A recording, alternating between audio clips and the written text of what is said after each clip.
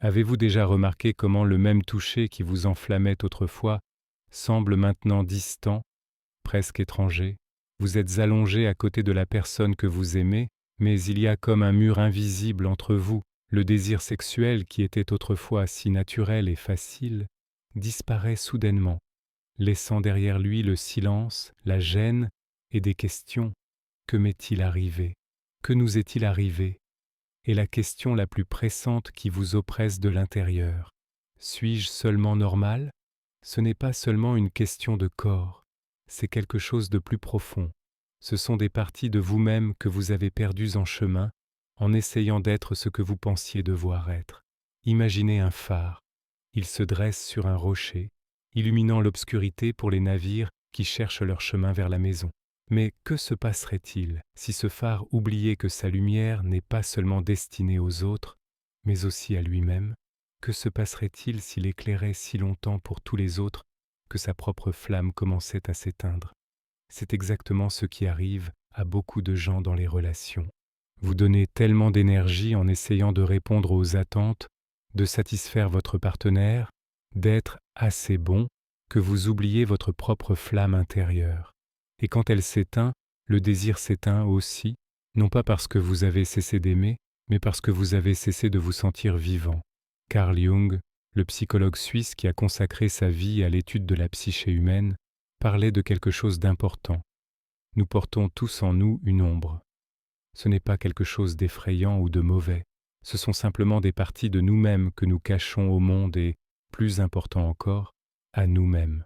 Peut-être est-ce votre sexualité que vous avez réprimée parce qu'on vous a appris qu'être trop passionné était honteux. Peut-être est-ce votre besoin de liberté que vous avez caché parce que vous aviez peur de paraître égoïste.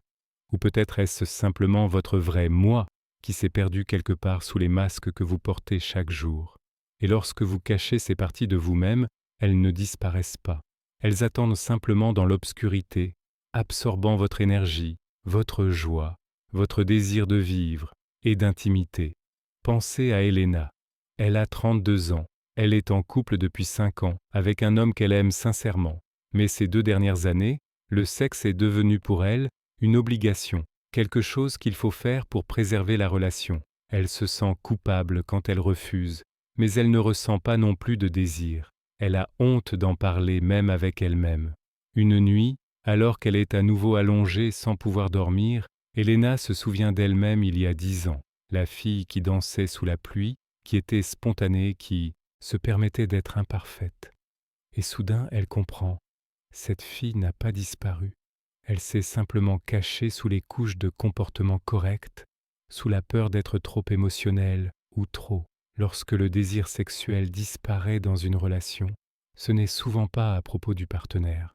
C'est à propos de la perte de contact avec sa propre force vitale. Jung appelait cela le processus d'individuation, la recherche de son vrai soi parmi tous les masques et les attentes.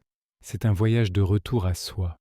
Et le paradoxe est que plus vous essayez de correspondre à l'image du partenaire idéal, moins vous ressentez une véritable connexion avec vous-même et avec l'autre personne. Car l'intimité, la vraie intimité, n'est possible que lorsque vous vous autorisez à être visible tel que vous êtes vraiment, avec tous vos désirs, vos peurs et vos parties inconfortables. Prenons un autre exemple. André, 38 ans, travaille comme manager. Il a toujours été responsable. Dans sa relation, le sexe est devenu rare et il en blâmait le stress du travail. Mais quand il a commencé à creuser plus profondément, il a compris quelque chose d'important. Il contrôlait toujours tout dans sa vie, même au lit. Il avait peur de paraître vulnérable, peur de montrer qu'il avait besoin de quelque chose. Et ce contrôle étouffait son propre désir. Lorsqu'il s'est finalement permis de lâcher prise, lorsqu'il a reconnu devant lui-même et devant sa partenaire qu'il avait aussi des besoins, qu'il voulait aussi parfois être celui qui reçoit et pas seulement celui qui donne, quelque chose s'est ouvert en lui. Le désir est revenu non pas comme une explosion, mais comme une flamme tranquille qui s'intensifiait progressivement. Peut-être vous reconnaissez-vous dans ces histoires.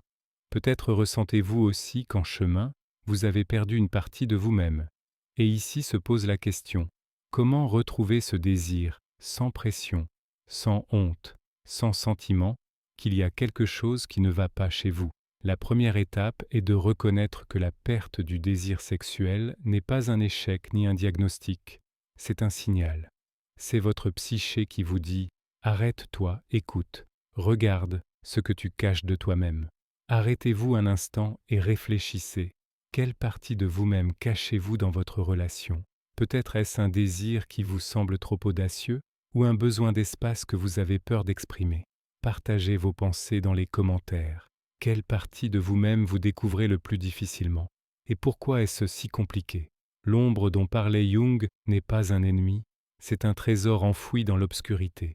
Lorsque vous commencez à explorer ces parties cachées de vous-même, vous découvrez l'énergie que vous aviez perdue depuis longtemps. Peut-être avez-vous réprimé votre espièglerie parce qu'il vous semblait que les adultes devaient être sérieux. Peut-être avez-vous caché votre besoin de tendresse parce que vous aviez peur de paraître faible. Ou peut-être avez-vous simplement oublié ce que vous aimiez parce que vous vous êtes concentré si longtemps sur ce que les autres aiment.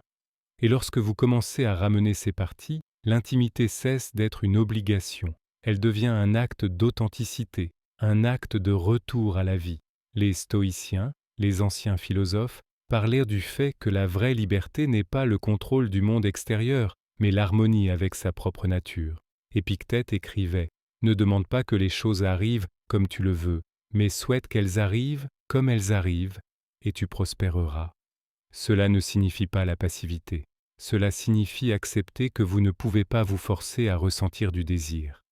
Vous ne pouvez pas ordonner à votre corps de désirer, mais vous pouvez créer les conditions dans lesquelles le désir réapparaîtra. Et cela commence par l'honnêteté, avec soi-même et avec son partenaire. L'honnêteté sans pression, voilà la clé. Lorsqu'Helena a finalement dit à son mari « Je ne ressens pas de désir, j'ai honte et je ne sais pas pourquoi », elle s'attendait à ce qu'il soit offensé ou qu'il se retire. Au lieu de cela, il l'a serré dans ses bras et a dit « Je l'avais remarqué aussi, je pensais que c'était moi qui faisais quelque chose de mal. » Et à ce moment-là, quelque chose a changé. Ils ont commencé à parler non pas du sexe comme d'une tâche, mais de ce que chacun d'eux ressentait, de ce dont il avait besoin, de ce qu'il craignait. Ils ont commencé à explorer ensemble, sans attente, sans pression. Et quelque part dans cette ouverture, dans cette vulnérabilité, le désir a commencé à revenir, non pas comme une explosion de passion, mais comme une chaleur qui se répand progressivement dans le corps, leur rappelant qu'ils sont vivants.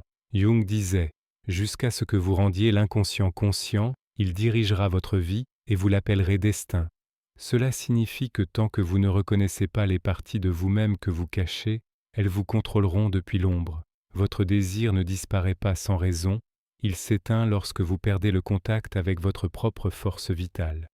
Lorsque vous vivez en pilote automatique, en essayant de répondre aux attentes de quelqu'un, en oubliant vos propres désirs. Et le processus de restauration du désir ne concerne pas les techniques ou les conseils. Il s'agit de revenir à soi-même, à son corps, à ses sensations. Pensez à la façon dont vous vivez votre journée habituelle. Combien de fois écoutez-vous vraiment votre corps? Combien de fois vous demandez-vous « Qu'est-ce que je ressens en ce moment? Que veux-je » La plupart des gens vivent leur journée sans remarquer les signaux de leur corps jusqu'à ce qu'ils crient par la douleur ou l'épuisement. Mais le corps vous parle toujours. La perte de désir est l'une des façons dont il dit « Arrête-toi, reviens à moi, écoute-moi ». André a commencé à pratiquer quelque chose de simple. Chaque matin, avant d'allumer son téléphone, il passait 5 minutes simplement allongé en silence, ressentant son corps. Il n'essayait pas de changer quoi que ce soit. Il n'essayait pas de ressentir du désir. Il était simplement présent. Et progressivement, il a remarqué qu'il commençait à ressentir davantage, non seulement dans son corps, mais aussi dans sa relation. Il est devenu plus présent avec sa partenaire, moins distant, et le désir est revenu, non pas comme quelque chose qui l'a forcé à se produire, mais comme une conséquence naturelle du fait qu'il était revenu à la vie. Cela nous amène à une question importante. Peut-on restaurer le désir sexuel sans changer de partenaire, sans recourir à des changements radicaux? La réponse est oui, mais cela exige quelque chose de plus complexe que des changements extérieurs. Cela exige une transformation intérieure. Cela exige la volonté de rencontrer ces parties de soi-même que vous avez cachées si longtemps, et c'est effrayant. Car lorsque vous commencez à découvrir ce que vous avez caché, vous ne savez pas ce que vous trouverez. Mais c'est précisément dans cette volonté d'ouvrir l'inconnu que réside la liberté. L'une des plus grandes erreurs que font les gens en essayant de restaurer le désir est de se concentrer sur le partenaire. Ils pensent, s'il était plus attentif, si elle était plus passionnée, alors je ressentirais du désir. Mais le désir ne vient pas de l'extérieur, il naît de l'intérieur, lorsque vous vous sentez vivant, lorsque vous êtes en contact avec votre énergie, avec vos désirs. Lorsque vous attendez que quelqu'un d'autre allume votre flamme, vous abandonnez votre pouvoir. Mais lorsque vous prenez la responsabilité de votre propre feu intérieur, tout change. Marc Aurèle, le philosophe stoïcien romain, écrivait « La qualité de ta vie est déterminée par la qualité de tes pensées ». Cela signifie que la façon dont vous pensez au sexe, à l'intimité, à vous-même, façonne votre expérience. Si vous pensez au sexe comme à une obligation, comme à quelque chose qu'il faut faire pour satisfaire votre partenaire, il deviendra une obligation. Mais si vous commencez à y penser comme à un moyen de vous connecter à votre propre force vitale, comme à un moyen d'être présent dans votre corps, comme à un acte d'ouverture, il se transforme en quelque chose d'autre. Il ne s'agit plus de performance mais d'exploration, pas d'accomplissement mais de présence. Peut-être pensez-vous maintenant, mais que faire si je ne ressens rien? Et si je suis tellement déconnecté de mon corps que je ne sais même pas par où commencer? C'est normal. Beaucoup de gens vivent déconnectés de leur corps pendant des années. Nous vivons dans un monde qui valorise l'esprit au-dessus du corps, la productivité au-dessus des sensations. Nous apprenons à ignorer les signaux du corps dès le plus jeune âge. Ne pleure pas, ne montre pas d'émotion, sois raisonnable, garde le contrôle. Et lorsque nous voulons finalement revenir au corps, nous découvrons que nous ne savons pas comment faire. Mais le retour n'exige pas de grands gestes. Il commence par des petites choses, par le fait de vous permettre de sentir que vos pieds sont sur le sol, que vous remarquez comment votre poitrine se soulève et s'abaisse à chaque respiration, que vous vous donnez la permission de ressentir non seulement votre tête, mais aussi votre cœur, votre ventre, vos mains. Et lorsque vous commencez à revenir au corps dans la vie quotidienne, vous revenez également à lui dans l'intimité. Maintenant, je veux vous poser quelque chose de personnel. Quand avez-vous ressenti pour la dernière fois que vous viviez dans votre corps, et non que vous le portiez simplement comme un costume?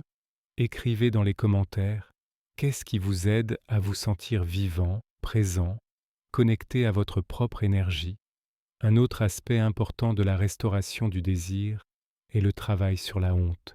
La honte est l'émotion qui tue le désir plus rapidement que toute autre chose. Lorsque vous avez honte de votre corps, de vos désirs, de l'absence de désir, vous vous fermez. Vous construisez des murs autour de vous, et ces murs ne laissent entrer personne, même pas vous-même. Jung parlait du fait que nous projetons sur les autres ce que nous n'acceptons pas en nous. Si vous avez honte de votre sexualité, vous verrez du jugement dans les yeux de votre partenaire, même s'il n'y en a pas. Vous ressentirez de la pression, même si personne ne fait pression. Elena racontait qu'il lui semblait pendant des années que son mari attendait d'elle du sexe, qu'il la jugeait parce qu'elle ne voulait pas toujours. Mais lorsqu'ils ont commencé à parler ouvertement, il s'est avéré qu'il n'avait jamais ressenti cela. Il voulait simplement qu'elle soit heureuse. La honte qu'elle ressentait était la sienne, une projection du critique intérieur qui lui disait qu'elle n'était pas assez bonne, qu'elle ne correspondait pas à certaines normes. Et lorsqu'elle a commencé à travailler sur cette honte, lorsqu'elle a commencé à s'accepter telle qu'elle était, avec toutes ses fluctuations et ses changements, l'espace pour le désir s'est ouvert. La honte a souvent des racines dans le passé. Peut-être avez-vous été jugé autrefois pour avoir manifesté de l'intérêt pour le sexe. Peut-être vous a-t-on appris qu'être sexuel était mauvais, surtout pour les femmes.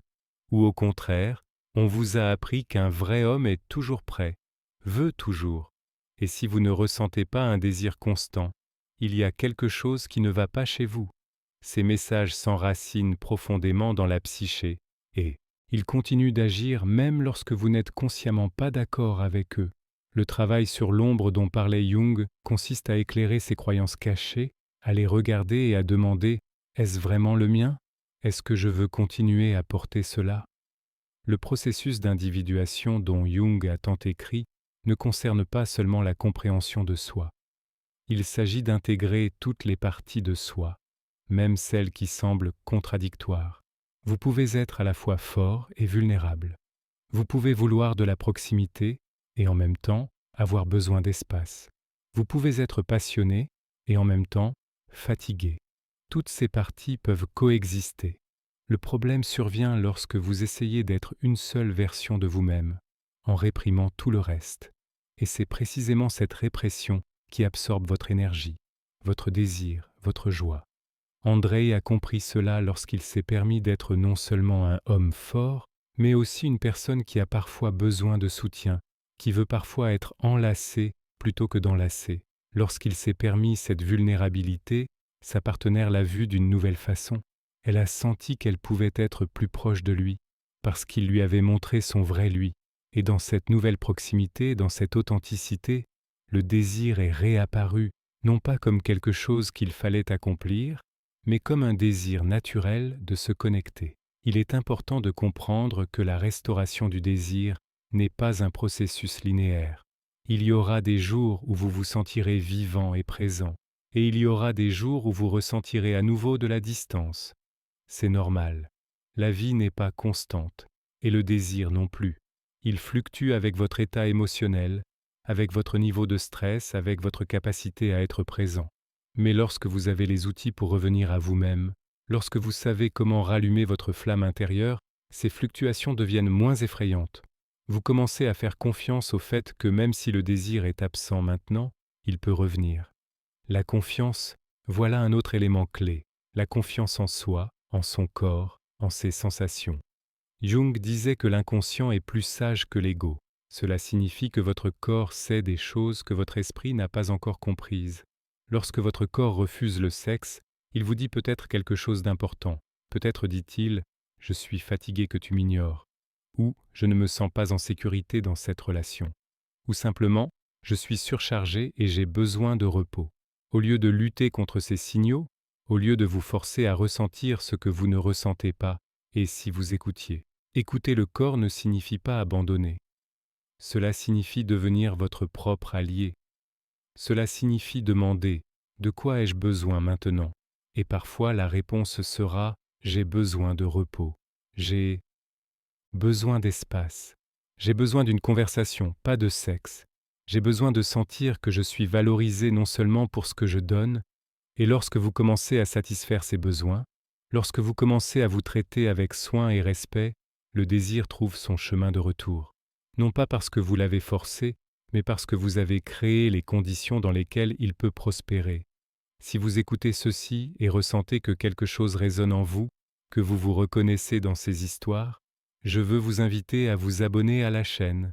Ici, nous continuons d'explorer les questions de croissance personnelle, la psychologie de Carl Jung et comment nous pouvons vivre une vie plus authentique.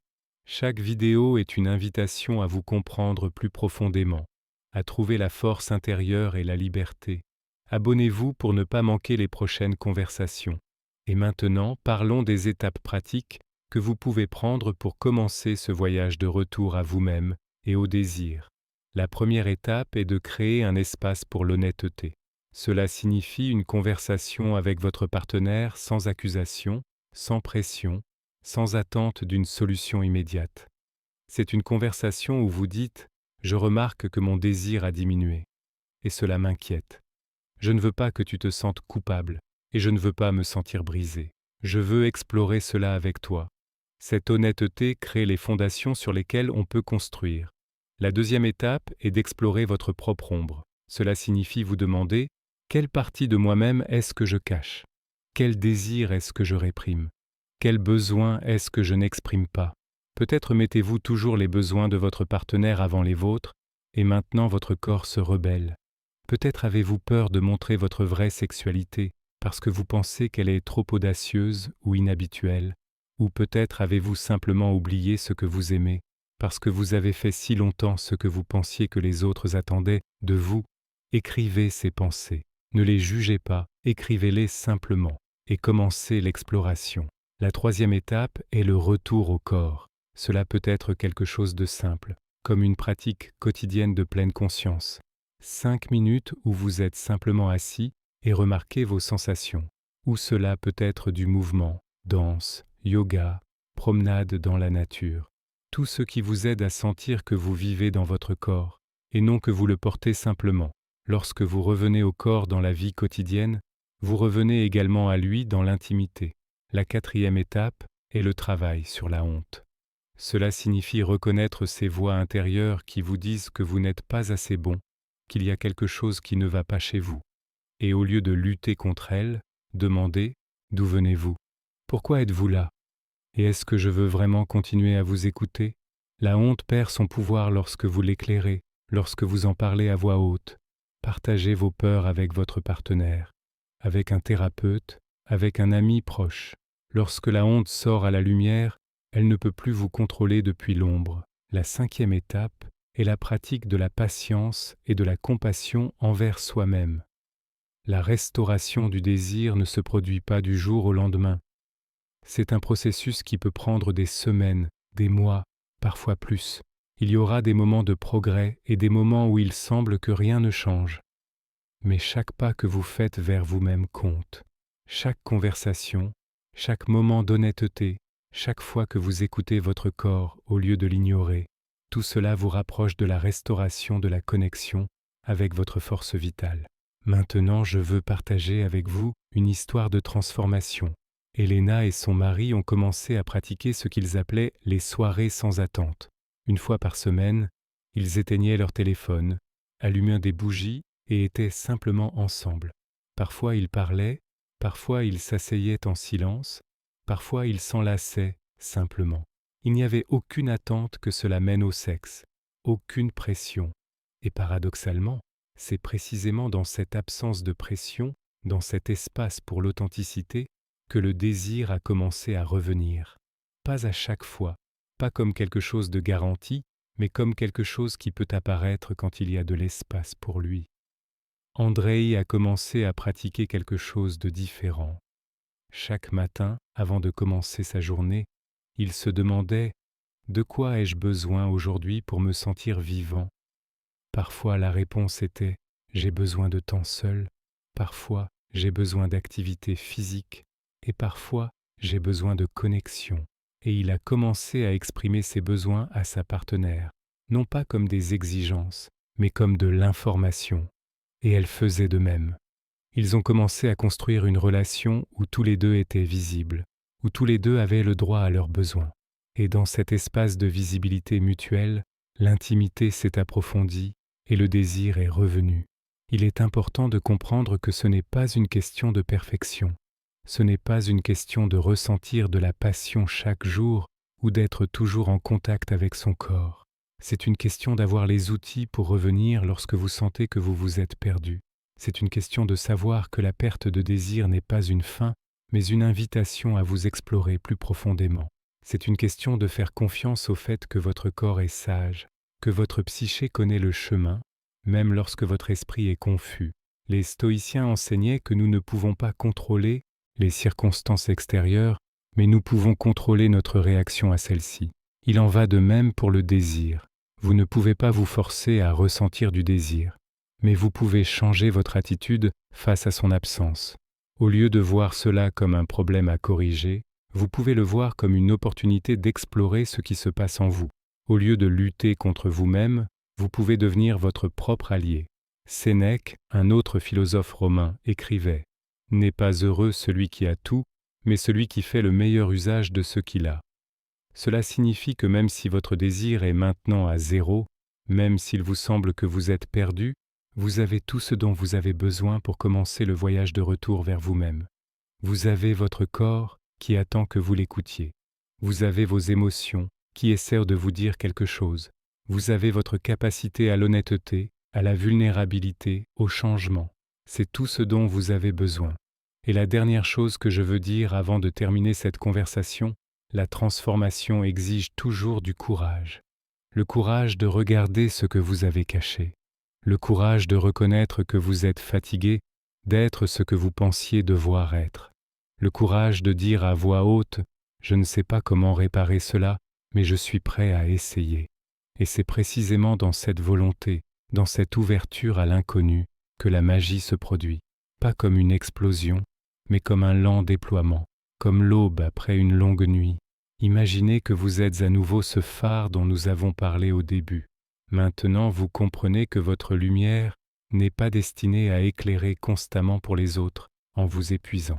Elle est là pour illuminer votre propre chemin, pour que vous puissiez voir où vous allez. Et lorsque vous vivez avec cette lumière intérieure, lorsque vous êtes en contact avec votre force vitale, vous devenez attirant non pas parce que vous essayez, mais parce que vous êtes vivant.